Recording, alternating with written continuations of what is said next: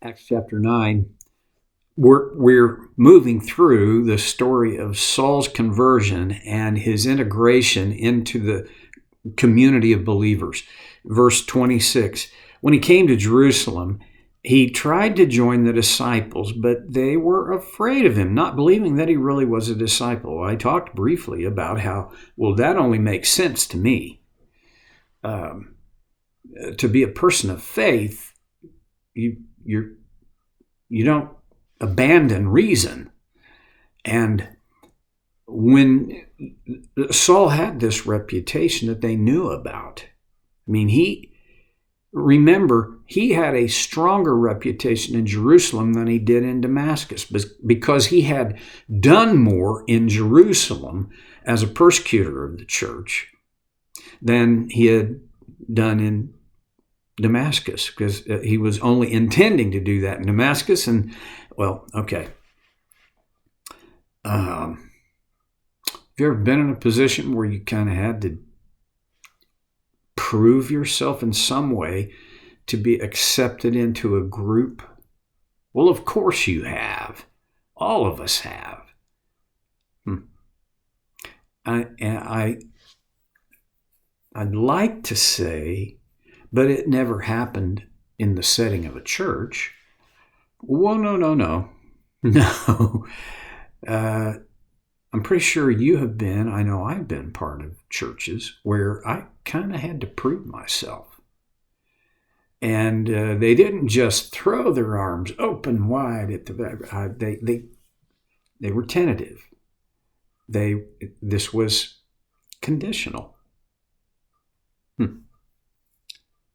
I'm not even going to make a judgment on how bad that was, but verse 27, that's where we want to go.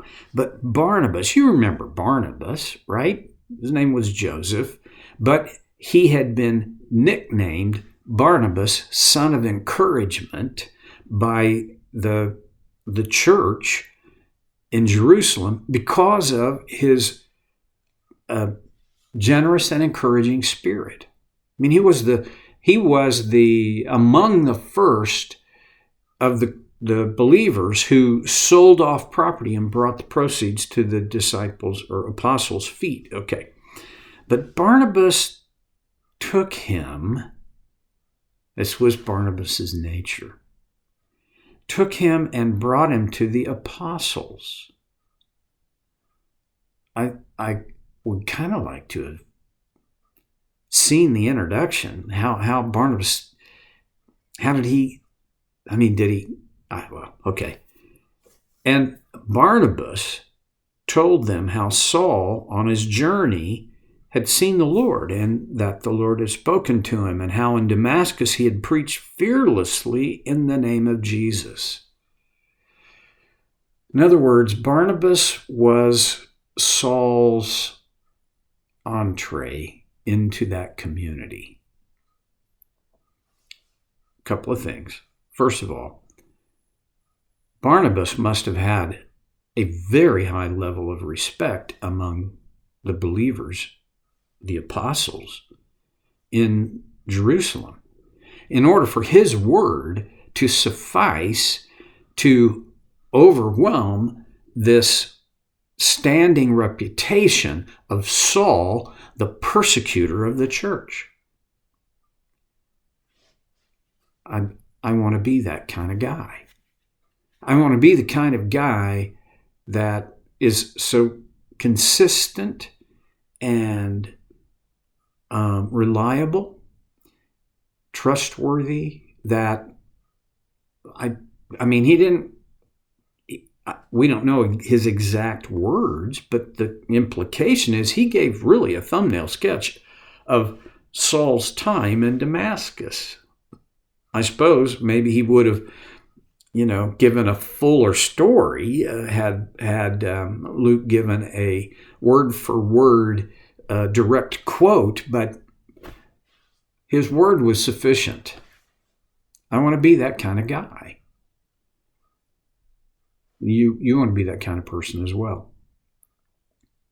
The second thing is Saul would have Put yourself in his sandals. What would your posture have been? I don't think Saul stood with his chin jutted out in this bring it kind of attitude.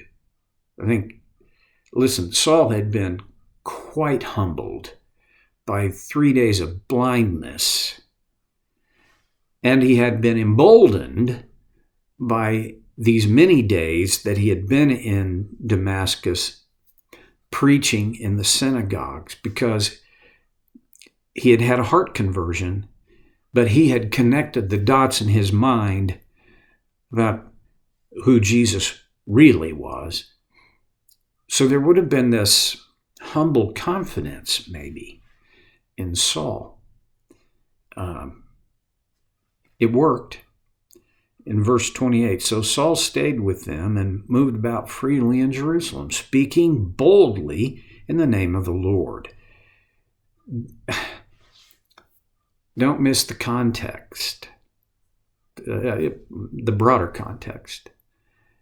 Saul moved about freely in Jerusalem. Remember, when he got permission from the chief priests in Jerusalem to go to Damascus to persecute those of the way there, to hunt them down and drag them off as prisoners to Jerusalem, to have something done to them, that all of that, the permissions and the commissioning of that happened in Jerusalem. He was well known to the upper crust of the Jewish community in Jerusalem. And when he came back, he didn't seem to go to dinner with those guys. And bear in mind, because of his conversion and because of his outspoken boldness, he'd become their enemy. Do you think he didn't realize that? Do you think he didn't connect it that, they're going to be pretty mad at me about this? They're going to, well, that's no biggie. No, I believe that he knew what was the climate, he knew the potential, he knew the potential consequences. But he moved about freely in Jerusalem. And what I get from that is all of these, consequences didn't keep him from living as a free man. It's so tempting for me to camp out on that concept for more than a minute, but I don't want to go way over again. So I'm just going to say this much. There's a difference, and a huge difference, between being free and living free. I read a story this morning about a guy whose brother was released from prison after a 2-year term. And his family threw this huge celebration. And they were out in the yard with a party-hardy thing going. And he was on the back porch just smoking cigarette after cigarette after cigarette. And his brother said, why didn't you join the party? He said, for 2 years, I was locked up.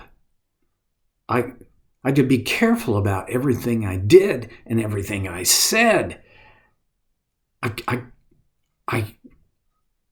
I'm still locked up emotionally. Some of us, me included, have been freed, but we're not living free. Okay.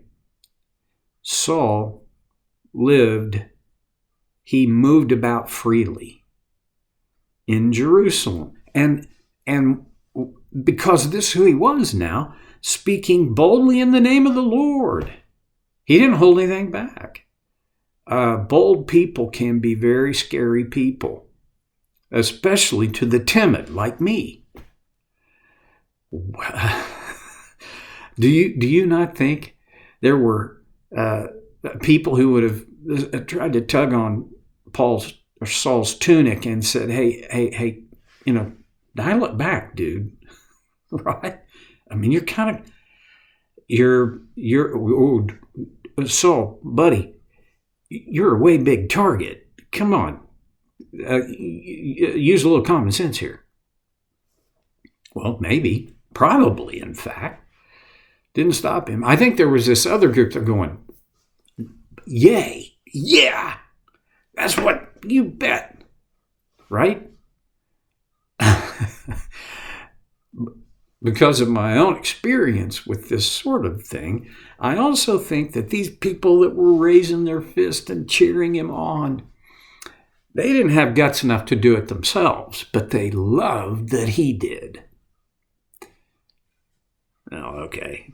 I read so much into this. Verse 29, he talked and debated with the Hellenistic Jews. Who were the Hellenistic Jews? Well, they were Jews who they were considered liberal Jews because they had picked up and they practiced the Grecian cultural norms, and they embraced Greek culture for themselves, and they spoke Greek. That not a big deal to us, but it was a big deal to the practicing we would today call them Orthodox Jews in Jerusalem. And Paul first talked and then debated with these Hellenistic Jews. I have a feeling that he won the debate, and here's why. Because they tried to kill him. Sounds familiar. Sounds very familiar. It's almost like wherever Paul goes, there's going to be a problem. Somebody's probably going to try to kill him. Well, in verse 30, I just have to go back briefly. One of the commands, one of the 10 commandments is, you shall not murder. And these Hellenistic Jews, they were going to murder him. But you see the disconnect? This happens for most of us at one point or another, not with murder, but we disconnect our emotional decisions and behaviors from our rational thought, which is the only way that we can execute on these emotional decisions. And for these Jews, I don't even think they wouldn't have thought of it that way. They thought they were doing God a service by extinguishing this one who obviously stood against him. It is a huge battle for every human being, and certainly for every Christian, to not be dominated by our emotional thinking, which will nearly always run us down a road that we don't want to be on. And there's tons in that. Well, when the believers learned this, they took him down to Caesarea and sent him off to Tarsus, which is like saying, all right, Saul, you made a mess of it here. The best thing we can do is get you out of Dodge. And so they did. Well, the next verse is kind of, well, it's a little bit entertaining, but I don't have enough time left to go back to it. So right now, we'll come back to it next time on Soul Care with Stevie Boy.